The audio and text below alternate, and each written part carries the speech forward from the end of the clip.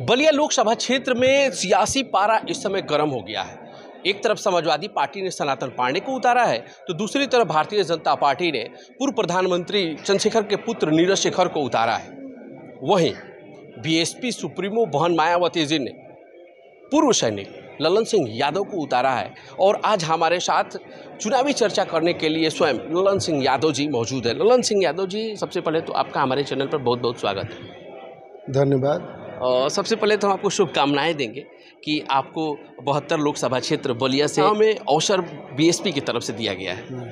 ये देखिए, माननीय बहन जी का बहुत बड़ी अनुकंपा है और उनका आशीर्वाद है। उनके आशीर्वाद से हम लोग यहाँ पहुँचे हैं और हम लोग बहुजन समाज पार्टी के समर्पित सिपाही हैं और उनका ध्यान हर एक कार्यकर्ता पर रहता है। उस समय के अनुसार जरूर आशीर्वाद देती हैं, तो उनका आशीर्वाद मिला है। लोकसभा चुनाव लड़ने का मौका मिला बलिया से। अब बलिया के बारे में आपको पता ही, बलिया जो है वीरों की धरती रही है। तो बलिया, सही आपने कहा कि वीरों की धरती रही है। तो बलिया जो लोकसभा है, दो जिलों को मिलकर लगा बना है, शहीदी गाजीपुर और वीरों की धरती बलिया। और आप शहीदी धरती से आते हैं, तो आप पहली बार चुनाव में उतरे हैं लोकसभा के, आपकी क्या प्राथमिकताएं हैं? देखिए, प्राथमिकता तो ये हमारे पार्टी की प्राथमिकता है, ठीक है, कि देश में बेरोजगारी फैल गई, शिक्षा पर फोकस नहीं हुआ, तमाम ये लोगों को बरगला करके मानसिक गुलाम बना रहे हैं। भारतीय जनता पार्टी जो है लोगों को बरगला करके मंदिर के नाम पर, मस्जिद के नाम पर, जातिवाद के नाम पर लड़ा करके और लोगों को बरगला करके 10 साल सत्ता में रही है। और बहुजन समाज पार्टी ये हमेशा जो है पिछड़े, दलितों, शोषित समाज के बारे में सोचती रहा, उसी का मिशन की लड़ाई लड़ रही है। यह सिर्फ राजनीतिक पार्टी नहीं है, यह बहुजन समाज पार्टी एक मिशन है। उस मिशन को लेकर चलती आज भारत की सबसे तीसरे नंबर की राष्ट्रीय पार्टी है। भारत के हर प्रदेशों में इसके कार्यकर्ता हैं। तो यह एक मिशन है और यह हमेशा से शोषित समाज, दलितों, पिछड़ों की आवाज़ उठाई है और उठाती रहेगी। और जैसे देखा जाए, एक तरफ भाजपा ने नीरज शेखर को उतारा है, जो 2 बार लोकसभा, 2 बार राज्यसभा से हैं। एक दूसरी तरफ सपा ने सनातन पांडे को उतारा है।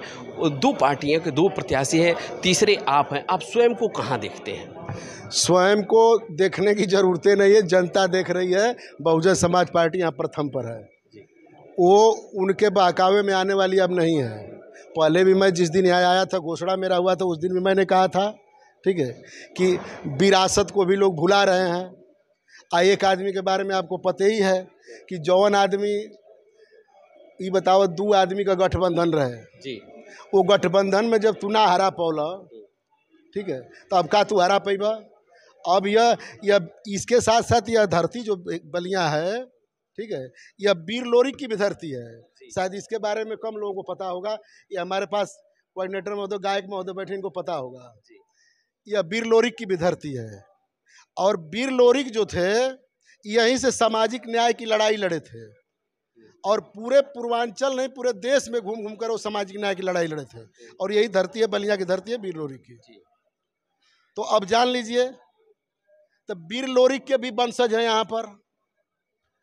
आप स्वयं हैं? हम तो है हैं भाई, तो इसीलिए तो कह रहा हूँ कि वीर लोरिक के भी यहाँ वंशज हैं। और वीर लोरिक के ही वंशज सामाजिक न्याय को देखते हुए ये दोनों आदमी के बहकावे में नहीं आएंगे और यह लड़ाई बहुत अच्छी तरीके से और ऐतिहासिक बहुजन समाज पार्टी जीतने जा रही है। अखिलेश यादव कहते हैं कि हम पीडीए का नारा लेके आगे बढ़ रहे हैं, आप क्या कहते हैं? भैया हमको खुद चुनाव जिताना चाह रहे हैं। कैसे? अब समझ नहीं पाए, वो हमको खुद चुनाव जिताना चाह रहे हैं। इसलिए जिताना चाह रहे हैं कि अगर उनको नहीं जिताना होता तो अपने पार्टिया से किसी यादव को लड़ा दिए होते। तो हमको चुनाव खुद जिताना चाह रहे हैं, वो जान रहे हैं। इसलिए जिताना चाह रहे हैं कि सपा से वो लड़ा दिए सब अपने परिवार के यादव को। अब बहुजन समाज पार्टी 3 यादवों को टिकट दिए उत्तर प्रदेश से, तो अब सोच रहे हैं कि अगर वहाँ से लल्लन यादव अगर हम थोड़ा भी गड़बड़ करेंगे, हार जाएंगे चुनाव, तो मैसेज जाएगा और यादव कहेंगे देखा पूरा परिवार के यादव लड़े हैं चुनाव, उन्हीं को जिता रहे हैं। तो खुदे चाह रहे कि मैं जीत जाऊँ। अच्छा, भारतीय जनता पार्टी कहती है कि हमारे पास डेवलपमेंट का वादा है, मोदी जी की गारंटियां खूब घूम रही हैं, हर बात में मोदी जी की गारंटी है। आपके पास कौन सी गारंटी है? देखा बताएं, कोनो गारंटी वारंटी उनकी नहीं है। वो अंतर्राष्ट्रीय झूठा है। कहते दिल्ली आपसे कि 10 साल बरगला करके लोगों के मानसिक गुलाम बना करके जितना दिन कह लें, ऐसी हवा चली है, ठीक ना, कि यह जान लीजिए। एक चीज़ सत्य बता दे रहा हूँ, इस बार बिल्कुल साफ है। अच्छा ये बताओ, उनके चेहरे मोड़े से इस बार समझ में नहीं आ रहा है। आप लोग तो भाई रोज लाखों लोगों से बात कर रहे हैं, पत्रकार बंधु हैं, इस बार समझ में नहीं आ रहा कि इनका पत्ता साफ है। आइयो जान लीजिए, इस देश में, उत्तर प्रदेश में बहुजन समाज पार्टी सबसे नंबर 1 पार्टी रहेगी। एक चीज बता रहा हूँ, अब बहन कुमारी मायावती जी इस बार प्रधानमंत्री बनने जा रही हैं। ये एक अचंभा होगा, सुन लीजिए। गठबंधन से सुना भाई, अब वहीं बताई तो के पहला में ऑफर उनको था, ठीक ना। अब वो अफरवा को लेके घूम रहे हैं। वो बहन जी जानती हैं, हम लोग भी जानते हैं, बनना प्रधानमंत्री बहन जी को है। ये सुन लीजिए, ये कन्फर्म बता दे रहा हूँ आपको।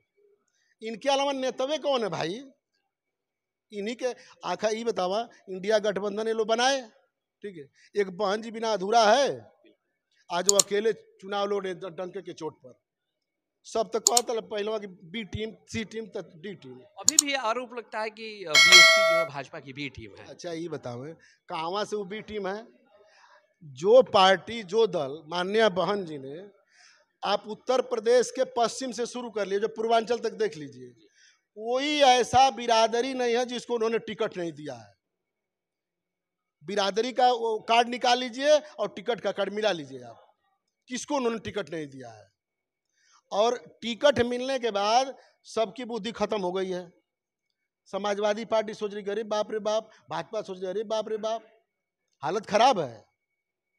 अभी एक आंकड़ा आया था, आप ही लोगों ने एनालिसिस दिखाया था, जो पश्चिम में चुनाव हुआ था, अभी जो 8 सीटों का चुनाव हुआ था प्रथम चरण का, उसमें आंकड़ा हम तो न्यूज चैनल पर ही देखे थे, 2 सीट भाजपा, 2 सीट सपा और 4 सीट बसपा।